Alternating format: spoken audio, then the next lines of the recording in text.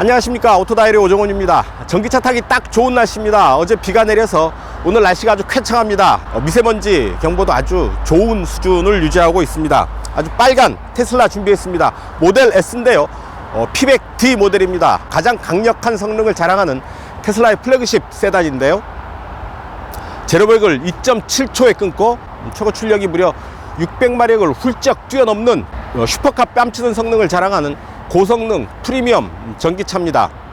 오늘은 테슬라 모델 S P100D 타고 시승을 즐겨보도록 하겠습니다.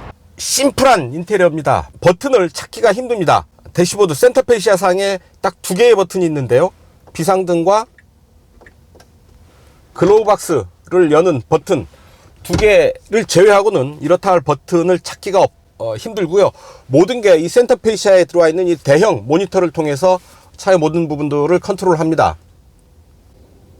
차량 정보가 이렇게 나타나고요. 모델 S의 주행거리가 1933km, 그리고 차대 번호 P100D, 차량 이름을 따로 설정을 할 수도 있습니다. 차근차근 살펴보면 음악을 찾아서 들을 수가 있고요. 내비게이션, 내 전화와 연동을 해서 일정표 등을 확인할 수가 있습니다. 앱을 다운받아서 모바일과 연동을 하면 이렇게 내 캘린더, 다양한 정보들 같이 이용을 할 수가 있습니다. 자, 온라인이 됩니다. 검색이 되는 거죠. 이렇게 차에서 이런 인터넷 서핑을 할 수가 있죠.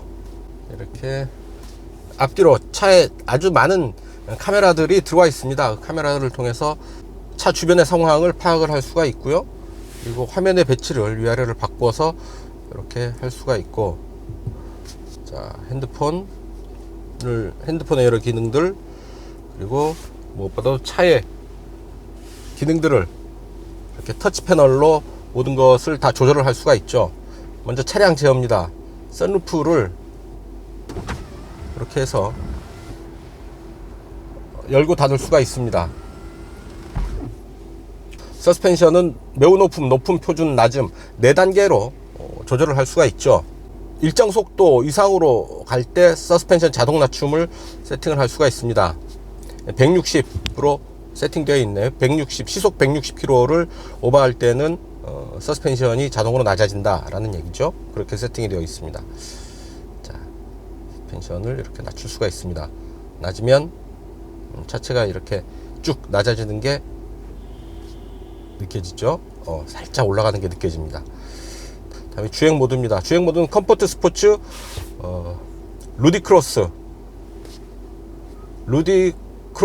그리고 루디크로스 플러스가 있습니다. 루디크로스 플러스를 하기 위해서는 이 부분을 이렇게 눌러 주는데요, 배터리 최대 전력을 사용을 해서 아주 강한 힘을 순간적으로 사용할 때 사용을 합니다.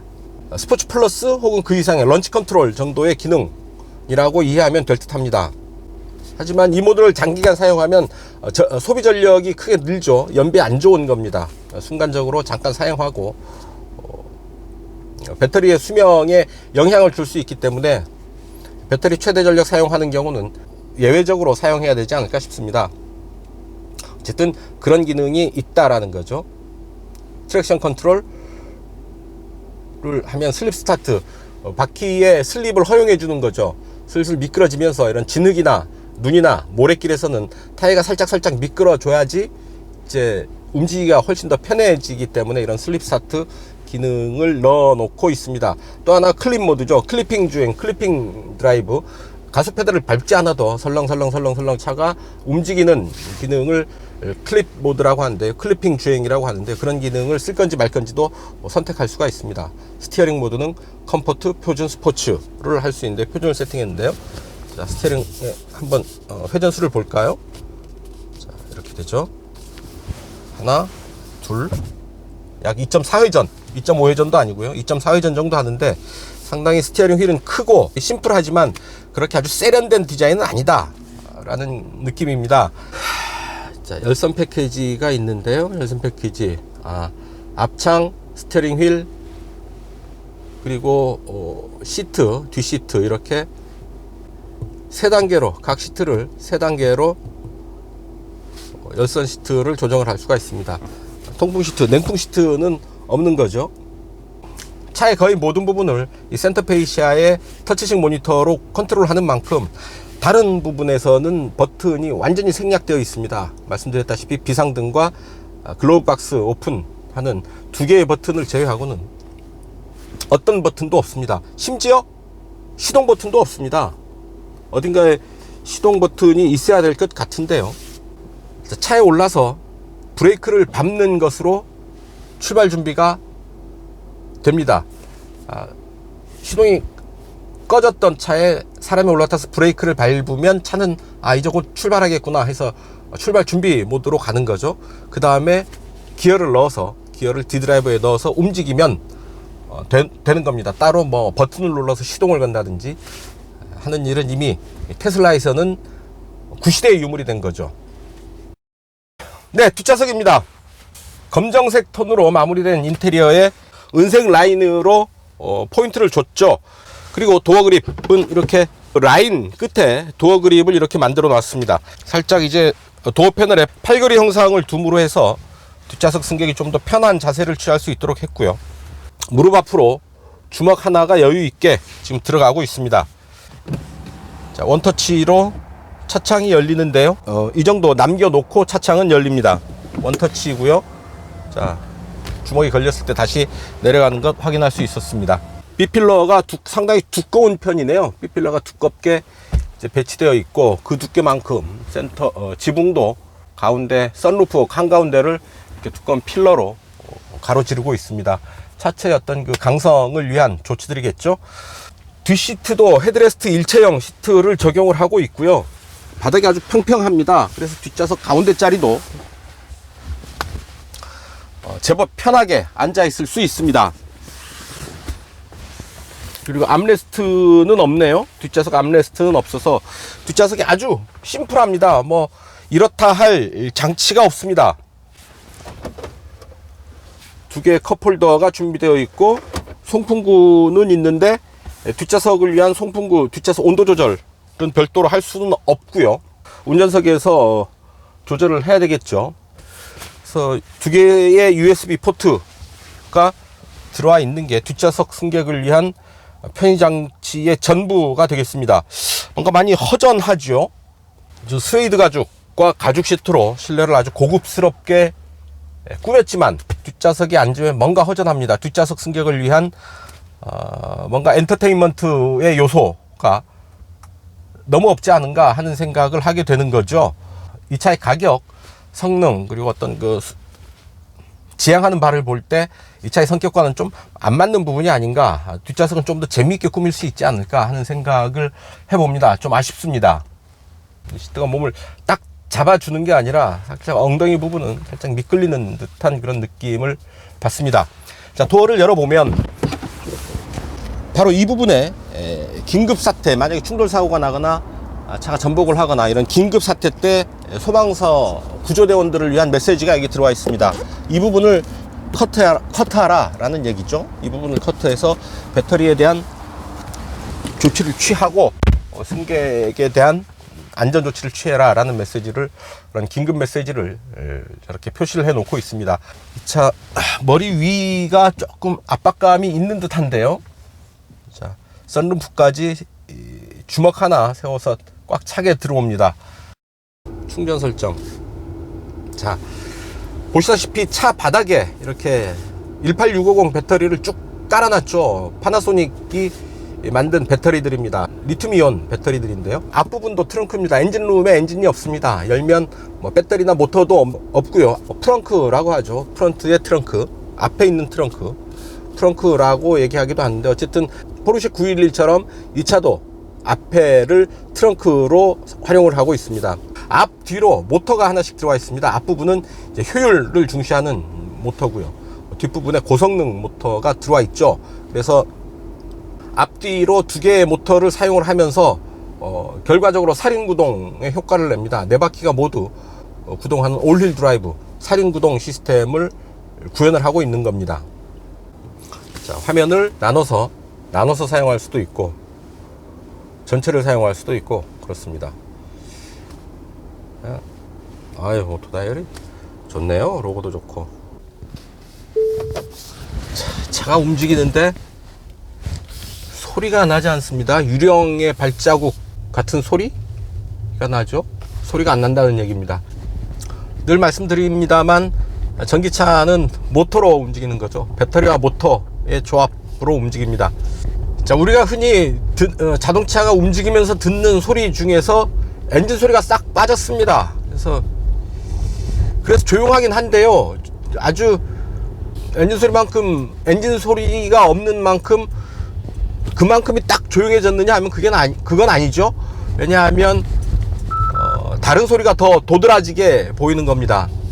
이를테면 타이어 구르는 소리, 노면에서 이제 자잘하게 뭐 자갈 튕기는 소리, 이런 소리들이 엔진 소리에 덮여서 안 들리던 그런 소리들이 이제 살아나는 거죠. 그래서 전체적으로는 조용해졌지만 그 조용함의 수준이 딱 엔진이 사라진 만큼 그만큼이 더 산술적으로 조용해진 건 아니다 라는 거죠.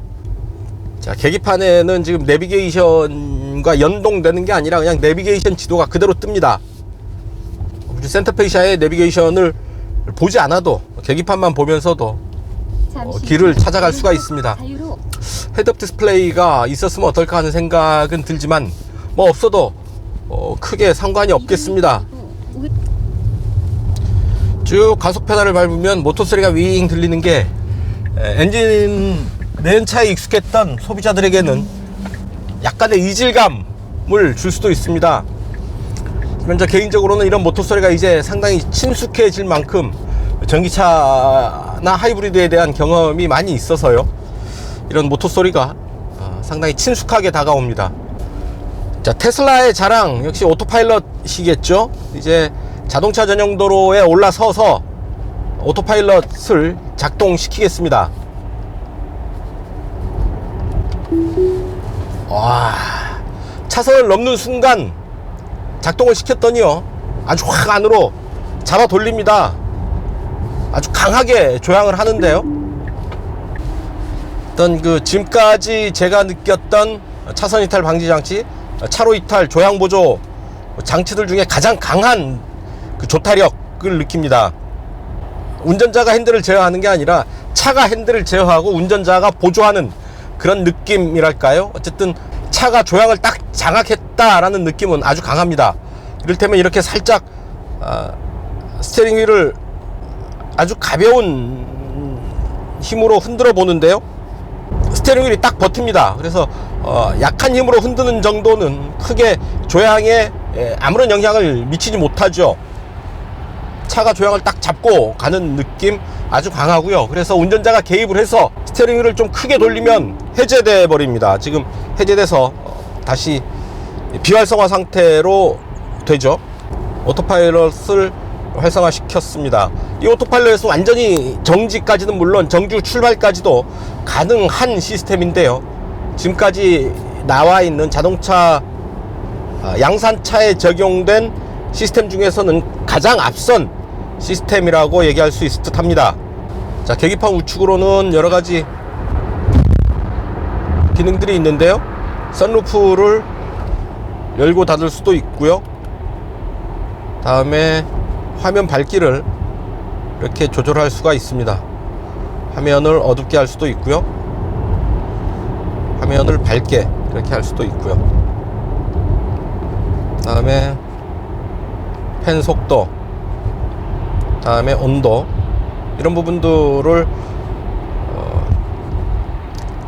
스티어링 휠에 달린 버튼으로 조절을 할 수가 있습니다. 아이고야, 이렇게 큰 화면으로도 볼 수가 있고요.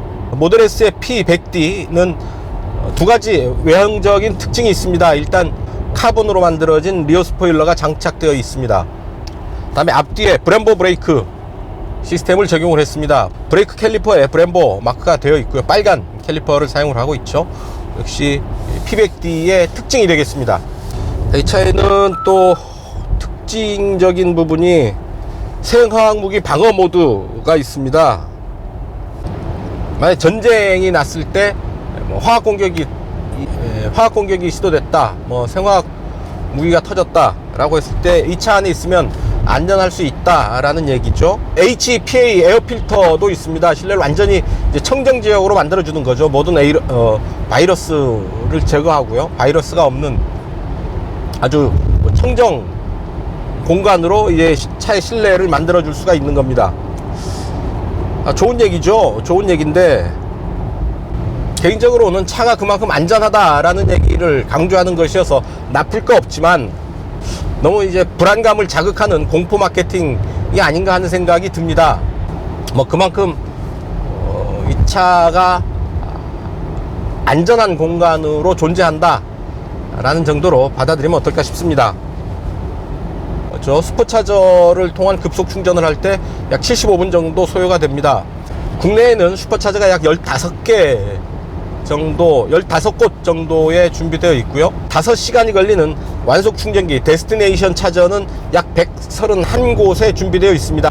1회 충전으로 갈 수 있는 거리는 424km라고 일단 공식적으로 발표가 되어 있는데요. 여기에는 타이어 사이즈, 그리고 휠, 외기 온도, 에어컨 공조장치의 상태, 뭐 이런 부분들에 따라서 1회 충전으로 주행할 수 있는 거리는 차이가 나게 됩니다. 그래서 최소 360km, 그리고 최대 834km 정도까지 주행 가는 거리가 변하게 되는데요. 일단 메이커에서는 424km라고 이제 공식적으로 발표를 하고 있습니다. 차 이름에서 알 수 있듯이 이탈의 배터리 용량은 100kWh죠. 앞뒤 모터를 통해서 실현되는 출력은 600마력을 훌쩍 뛰어넘습니다. 620마력, 그리고 98.0kgm의 토크가 되는데요. 대단한 성능이죠. 대단한 힘이고 성능입니다. 자, 어느 정도의 힘이냐? 자, 이런 정도가 됩니다. 어우, 그냥 잠깐 가속 페달을 툭 갖다 댔는데 보셨죠? 시트가 몸을 툭 밉니다. 은근히 미는 게 아니라 그냥 거칠게 확 밀어버리는 게 느껴집니다. 다시 한번 가봅니다. 아우, 자, 이런 가속감을 즐길 수가 있는 거죠. 와, 순식간에 극한적인 고속에 올라섭니다. 야, 대단합니다. 자, 시트가 몸을 꽉 잡고 있는데요. 가속할 때는 정신이 번쩍 듭니다. 제가 지금까지 아주 많은 차들을 타봤습니다. 뭐 슈퍼카도 타봤고요, 용인에버랜드 코닉세그도 타봤고, 뭐 화성에서 람보르기니 또 여러 모델들을 타봤고요. 페라리 뭐 아주 내놓으라는 슈퍼카들도 많이 타봤습니다만 이런 가속감은 처음입니다. 아주 미친 가속감이네요. 자, 제로백을 2.7초에 끊습니다. 대단한 성능이죠. 대단한 성능을 실제로 느꼈을 때 짜릿하고요, 미쳤다 라는 얘기밖에 안 나옵니다. 혹시 이런 강한 가속력을 낼 수 있다는 거, 혹시 엔진이 아니라 모터기 때문에 가능하다라는 부분입니다. 전기 모터는 순간적으로 모터 회전수를 극한적으로 확 끌어올릴 수가 있는 게 전기차의 특성이죠. 엔진으로는 도저히 감당할 수 없을 정도의 그런 가속감을 전기 모터로는 구현이 가능합니다. 그런 특성을 가장 잘 살린 차가 아닌가 싶습니다. 그래서 이 차의 연비 3.8kWh인데요. 자, 지금 차의 흐름을 따라서 거의 자율주행으로 가고 있습니다. 이쯤 된다면 그냥 자율주행으로 바로 가도 좋지 않을까 하는 생각이 드는데요. 이렇게 S자로 굽어지는 차로를 한 치 벗어남 없이 아주 잘 따라가고 있습니다. 굳이 스티어링 휠을 쥐고 있지 않아도 차가 운행하는데 큰 문제는 없어 보이고요. 이 정도면 그냥 자율주행 차다라고 해도 좋겠다 싶을 정도입니다. 실제로 이 차에는 자율주행이 구현 가능한 하드웨어는 다 탑재되어 있습니다. 차후에 이제 법적인 부분이 해결이 됐을 때, 법적으로 자율주행 차가 운행 가능해졌을 때는 프로그램 업데이트만으로도 완전 자율주행이 가능하게 하드웨어는 미리 이 차에 들어와 있습니다. 물론 선택할 수는 있죠. 완전 자율주행이 가능한 하드웨어를 미리 옵션으로 선택을 해서 미리 장착을 해 놓을 수가 있습니다. 그게 향상된 오토파일럿 옵션인데요. 약 642만원 정도 된다고 홈페이지에 안내되어 있네요. 완전 자율주행 하드웨어는 약 385만원에 추가할 수가 있겠습니다. 자, 그래서 이 차의 판매 가격 1억 7,730만원입니다. P100 모델 S의 P100D 모델이죠. 1억 7,730만원 네, 팔리고 있는 모델입니다. 8년 16만 킬로미터의 보증기간을 적용하고 있고요. 차의 크기는 5m에 2m 간단하게 이렇게 보면 되겠습니다. 길이가 5m에 약간 못 미치고요. 너비도 2m에서 조금 빠집니다. 그래서 제법 긴 길이 그리고 넓은 양옆으로 아주 넓은 폭을 가지고 있어서요. 실내 공간 아주 충분한 공간을 확보할 수 있다고 하겠습니다. 속도를 좀 내보겠습니다. 아우, 그냥 뭐라 그럴까요? 슬쩍 밟아보는데도 차의 움직임이 확 달라집니다. 가속 페달을 꾹 밟으면 킥다운 버튼이 없습니다. 그냥 밋밋하게 저항 없이 바닥까지 밟히는데요. 자, 패들 시프트 좀 있었으면 좋겠는데 패들 시프트는 없네요. 아주 극한적인 속도까지 속도를 올려봤습니다. 자, 이제 바람 소리가 좀 시끄럽다 싶어서 보면 아주 극한적인 속도로 달리고 있음을 알 수 있습니다.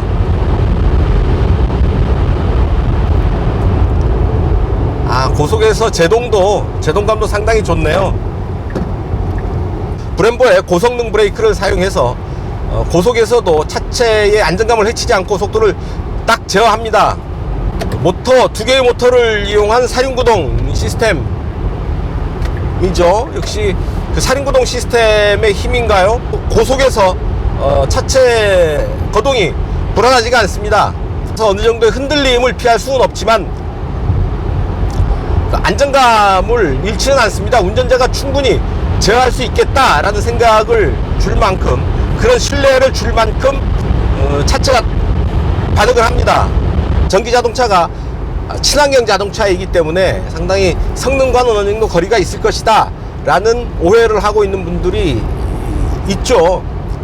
오히려 전기차가 스포츠카의 최적화된 성능을 만들어낼 수가 있습니다.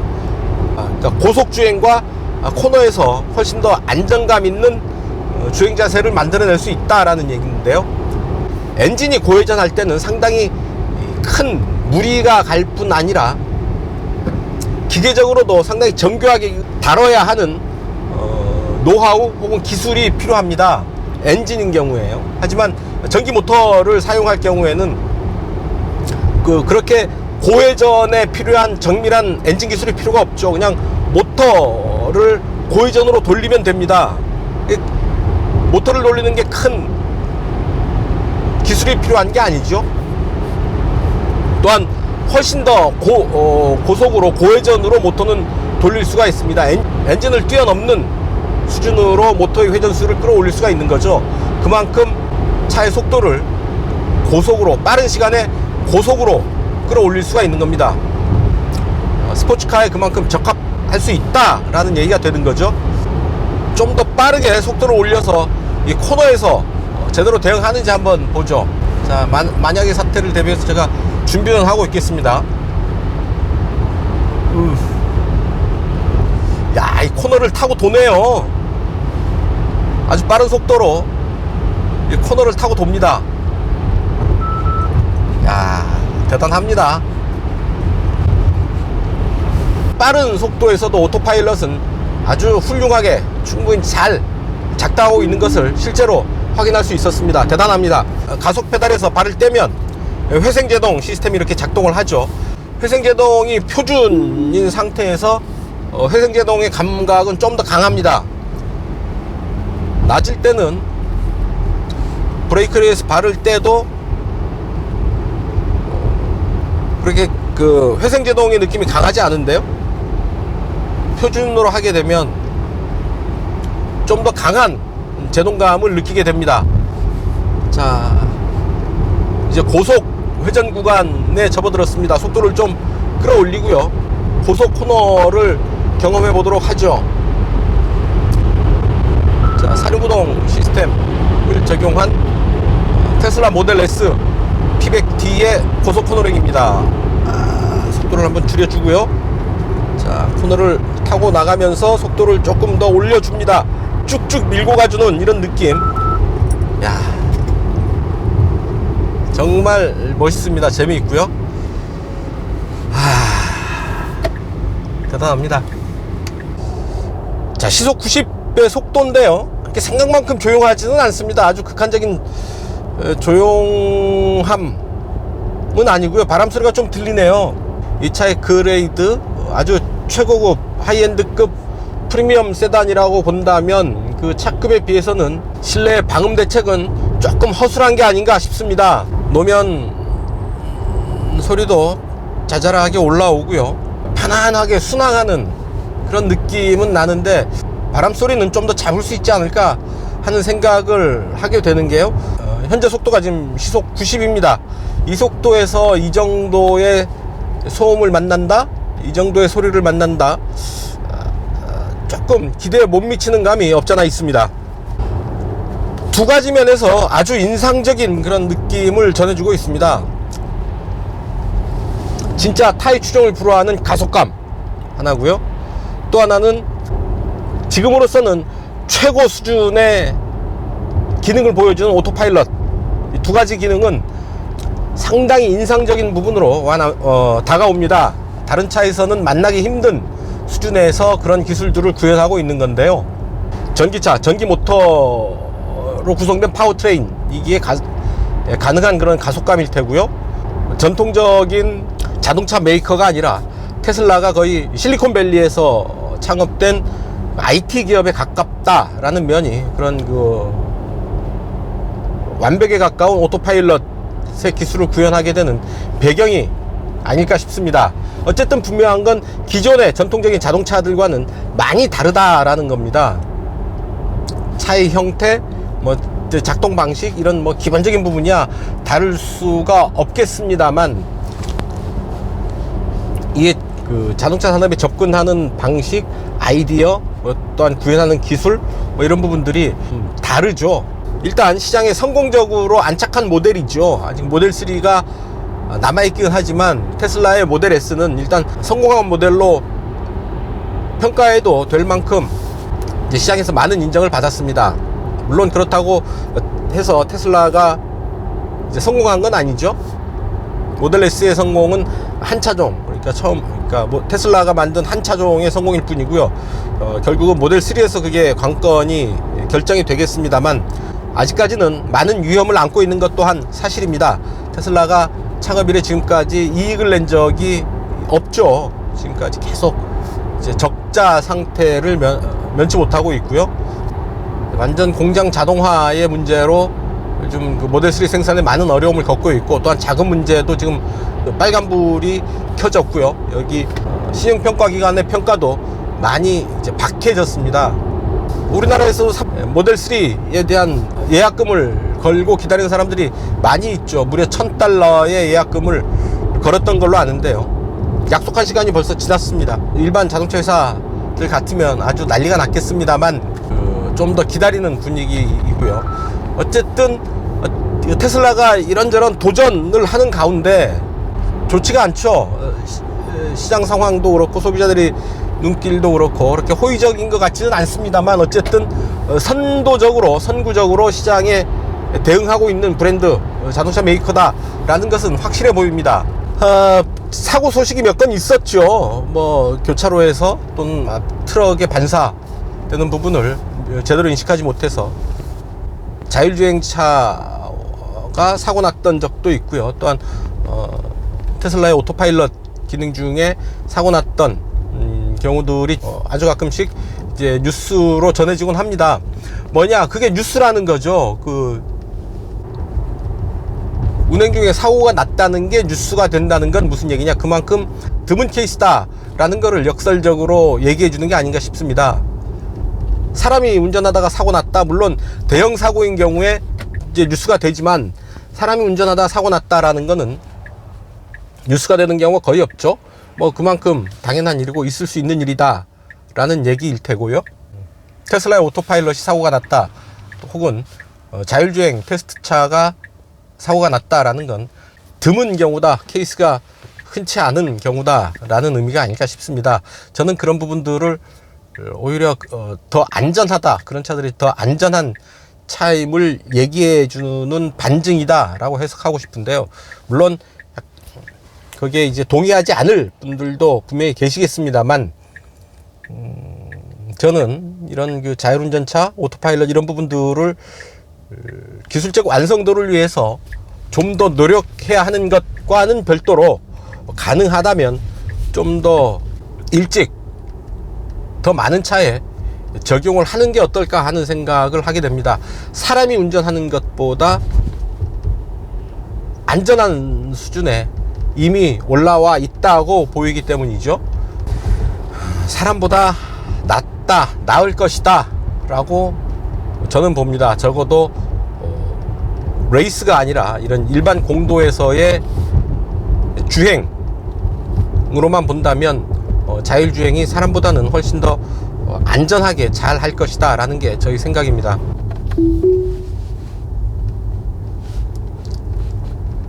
차로가 살짝 보일 듯 말 듯 하는 길인데요. 야, 와인딩을 지금 자기가 탑니다. 야, 이거 아주 대단한 녀석인데요. 턴 쭉, 야, 잘 잡습니다. 완전히 턴 할 때의 차체 느낌이 딱 누가 꽉 잡고 딱 잡아줘 돌려주는 그런 느낌입니다. 상당히 안정감 있는, 안정된 그런 주행 자세를 보여줍니다. 아주 단단한, 그러면서도 중심이 딱 잡힌 그런 코너링 성능을 와인딩 로드에서 보여줬습니다. 어떤 그 스포츠카 다운 운동 성능 충분히 간직하고 있고요. 스포츠 세단으로 이 차를 이해해도 괜찮겠습니다.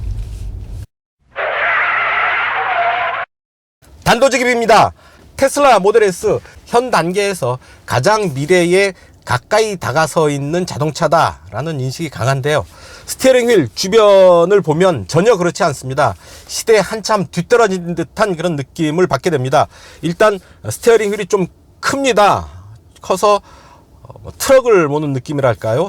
스티어링 휠만 보면 조금 차가 뭔가 좀 부족한, 좀 둔한 그런 느낌을 받게 됩니다. 실제 차의 느낌은 전혀 그렇지 않은데 말이죠. 스티어링 휠 주변에 이런 변속 레버, 칼럼 타입의 시프트 레버, 그리고 방향 지시 등 와이퍼 조절 레버, 이런 부분들이 벤츠의 한 세대 전 이런 부품들을 사용을 하고 있어서 이런 부분에 익숙한 사람들이 보기에는 상당히 좀 그 후진, 뒤떨어진 그런 느낌을 받게 되는데, 이게 차의 성격과는 전혀 맞지 않는 그런 부분들이죠. 스티어링 휠을 좀 더 샤프하게 만들고요, 크기도 좀 줄였으면 좋겠습니다. 그리고 그 주변부의 조작 레버들도 좀 더 이 차의 격에 맞는 수준으로 끌어올리고, 가능하다면 패들 시프트도 있으면 운전하는데 좀 더 스포티하게 이 차를 다루는데 좋지 않을까 하는 생각을 해봅니다. 어쨌든 차의 위상에 비해서 스티어링 휠 주변의 부품 세팅은 상당히 뒤처져 있습니다. 마음에 들지 않습니다.